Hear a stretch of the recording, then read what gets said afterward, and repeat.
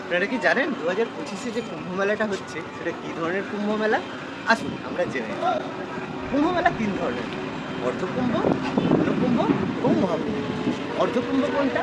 অর্ধকুম্ভ হচ্ছে সেটা যেটা প্রতি 6 বছর অন্তর হয়, সেটাকে আমরা বলি অর্ধকুম্ভ। পূর্ণকুম্ভ কোনটা? যেটা প্রতি 12 বছর অন্তর হয়, সেটাকে আমরা বলি পূর্ণকুম্ভ। আর মহাকুম্ভ কোনটা? যেটা প্রতি 144 বছর অন্তর হয়, সেটাকে আমরা বলি মহাকুম্ভ।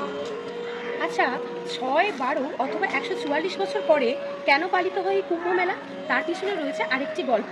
আমাদের বৃহস্পতি গ্রহ সূর্যকে প্রদক্ষিণ করতে সময় নেয় 12 বছর, অর্থাৎ 12 বছরে একবার সূর্যকে প্রদক্ষিণ করে।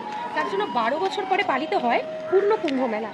আর বৃহস্পতি গ্রহ 12টি রাশিকে প্রদক্ষিণ করতে সময় নেয় 12 × 12 অর্থাৎ 144 বছর।